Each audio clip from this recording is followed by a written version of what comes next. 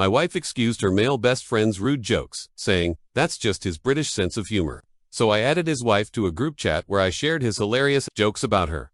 Now he's explaining his humor to a divorce lawyer.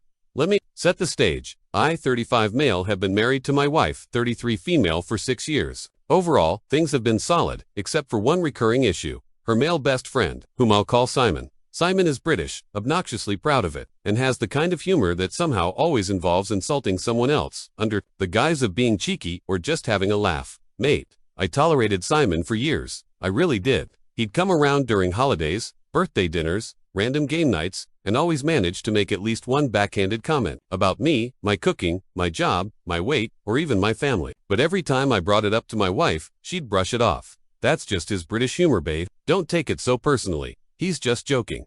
You Americans can be so sensitive.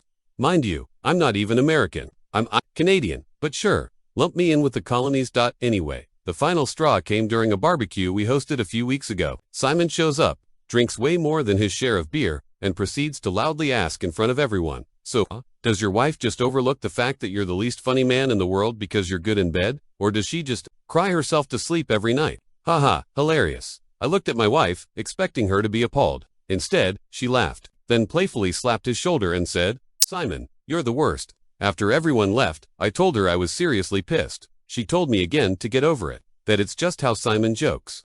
So I got over it, or rather, I got even. See, I happen to know Simon's wife, lovely woman, I'll call her Emma. Unlike her husband, she's actually kind, warm, and crucially completely unaware of Simon's so-called humor when he's not around her, because what Simon loves to do is trash-talk Emma behind her back. He does it constantly to my wife, in group chats, even to me once or twice. Comments like, "Emma's gained so much weight since the wedding. I feel like I married a beanbag.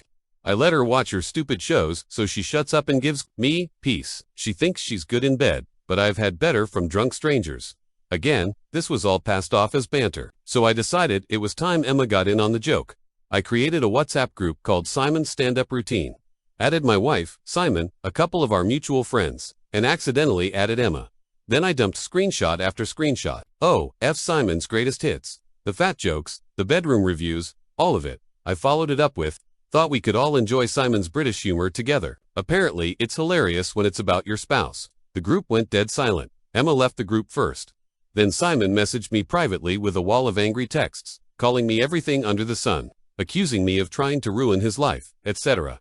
I didn't respond. I just sent a thumbs up emoji. That was 3 weeks ago. Since then, Emma's moved out. Simon is living with his brother. Emma has lawyered up. My wife, she's furious at me. She claims I violated Simon's privacy, set out to destroy their marriage, and went nuclear over a few jokes. I told her, "You said it was just humor." So I shared the humor.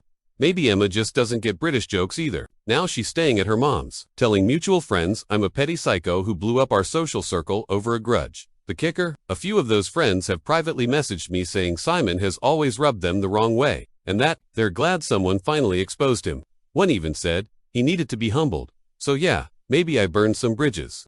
But it's amazing how brightly things burn when you finally light a match on a pile of trash. Update 1. My wife thinks I owe Simon an apology. I thought she was joking. She wasn't so. You'd think, after nooking Simon's reputation and marriage in one glorious group chat detonation, my wife might take a moment to reflect. She didn't. About a week after Emma moved out and Simon started couch surfing, my wife came back home to talk. I figured she might have cooled off or at least acknowledged Simon crossed the line. Instead, she sat me down like I was the problem. "I need you to apologize to Simon," she said. I laughed. Out loud, thought it was sarcasm. Nope, her face was stone cold. "You humiliated him. You made his private jokes public. You blindsided Emma instead of giving Simon a chance to explain himself." "Oh, I see. So I'm the villain for letting someone else read the actual words," Simon typed. I asked her, "Would you have told Emma yourself, or would you have kept enabling him?" She didn't answer. Instead, she doubled down that I weaponized humor and went behind her back. This is where things got extra bizarre. She told me I owed not just Simon an apology but Emma too, for how I told her, because apparently, it wasn't what I said, it was the delivery. Like this was some sitcom plot gone wrong. I said, "Fine, I'll apologize to Simon." And I did. I went to Simon's brother's place, where he was staying. Emma was there, too, apparently picking up some stuff she hadn't gotten yet. Perfect. I stood in the living room, looked Simon dead in the eye, and said, I'm sorry I didn't tell Emma sooner about all the things you said. That was my bad. She deserved to know way earlier." Emma froze. Simon's face turned purple. Then Emma just left with her box of stuff. No tears, no drama. Just walked out like she'd finally shut a door for good. Simon lunged at me. His brother had to separate us. I walked out smiling. Worth it. My wife. She didn't appreciate the poetic apology. She said I embarrassed her, that I'm obsessed with proving a point. Maybe I am. Maybe it's the only language they understand. She packed a bag again and left. Second time in 2 weeks. At this point, I've stopped waiting for her to come back with a new perspective. She's not choosing truth, she's choosing comfort, and I'm not Simon's punching bag anymore.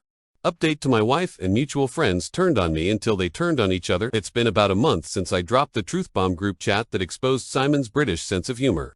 For what it really was, mean-spirited insults, misogynistic jabs, and disgusting remarks about his own wife, Emma. At the time, I thought the fallout would be limited to Simon's personal life and maybe a few awkward friend group interactions. Oh, how naive I was. I underestimated how deep people will dig to defend their comfort zones, even when they're built on rotten foundations. Turns out, exposing the truth makes you the villain when the truth is inconvenient for everyone else.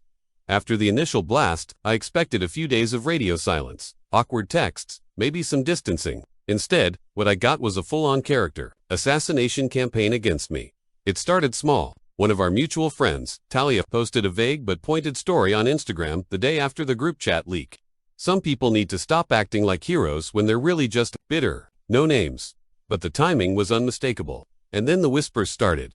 I began hearing secondhand that people in our circle were saying I ambushed Simon, that I humiliated Emma on purpose, and my personal favorite, that I planned it for attention, like I was gunning for clout, on WhatsApp with screenshots. My wife, she wasn't defending me. In fact, she was adding fuel to the fire. I found out she told Jordan, another mutual friend, that I'd been obsessing over Simon for years, and that I'd finally found a way to take him down. Right, because standing up for myself and for someone being trashed behind her back is the same as plotting some Reddit revenge arc. Cool. At that point, I was hurt, not angry, just deeply disappointed. I thought some of these people were friends. I thought my wife had some understanding of how deeply Simon's comments had cut me over the years. I guess not. But here's the thing about truth bombs. The fallout is messy, but the smoke always clears, and when it does, people start seeing the debris for what it is. It started with Jordan. She reached out a week later, cautiously, to say she'd been thinking a lot about what happened and remembered something Simon had said during a camping trip we all took last summer. Apparently, after a few drinks, he called my wife hot, but in a desperate sort of way, and said she settled for someone like me because she was afraid of being alone.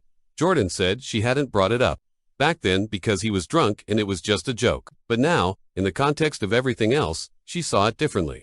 She apologized for believing my wife's version of events without asking me what really happened. We had a long conversation.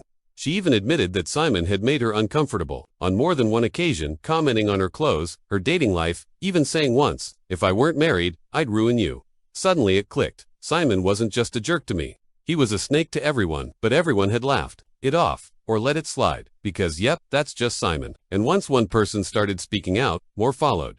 Turns out, Simon had made cruel, belittling remarks about Talia too, the same Talia who had posted that shady Instagram story. He called her emotionally exhausting, a drama magnet, and told a few of our guy friends that she was the group's pity invite. This got back to her. Through Jordan. Through a few others. You can probably guess what happened next. Talia went from Simon's staunch defender to his loudest critic. Overnight, she took to social media, not so subtly shading him in captions like, "Wild how people can joke about others' flaws but can't handle being held accountable." Meanwhile, my wife, still nowhere to be found. She'd all but ghosted everyone, including me. No more visits home, no more texts. It was like she was trying to wait out the storm, except the storm kept growing. Emma, by the way, was thriving. She'd gone quiet at first, likely overwhelmed by everything. But then she came back online with a vengeance. New profile picture, new haircut, new apartment. She even made a storytime video, which I won't share here out of respect, that lightly detailed what Simon had said behind her back and why she left. It blew up. Not viral level, but enough for a lot of our circle and some of Simon's coworkers to see it. Word is, someone at his office brought it up to HR. Apparently, they weren't thrilled to learn he was joking about his wife's body and female colleagues. Simon's now on extended leave, which we all know is corporate for don't come back. I wish I could say I took pleasure in all this, but honestly, it was just validation, not revenge. Just proof that I wasn't crazy for feeling the way I did. Back to my wife. About a week ago, she finally reached out. Not to apologize, of course not, but to talk. We met at a coffee shop. She looked tired, worn out, like someone who had finally realized the consequences of standing next to a trash fire for too long. She asked if there was any chance we could work through things. I asked her one question. Do you still think I went too far? She paused, then said, I think you could have handled it differently. So, no growth, no ownership. Still clinging to the idea that how I exposed the truth was more offensive than the truth itself, I told her that unless she was willing to acknowledge that her loyalty to Estona helped enable the behavior that destroyed multiple relationships, there was nothing to work through. She left without saying another word. Now, I'm rebuilding. I've moved out of our shared apartment, signed a lease on a smaller place, closer to work, started reconnecting with old friends I lost touch with before Simon and his banter became the center of our social universe. Funny thing is, even though I've lost my marriage and a handful of mutual friends, I feel lighter, like I can breathe again. The truth made a mess, but it also cleaned house.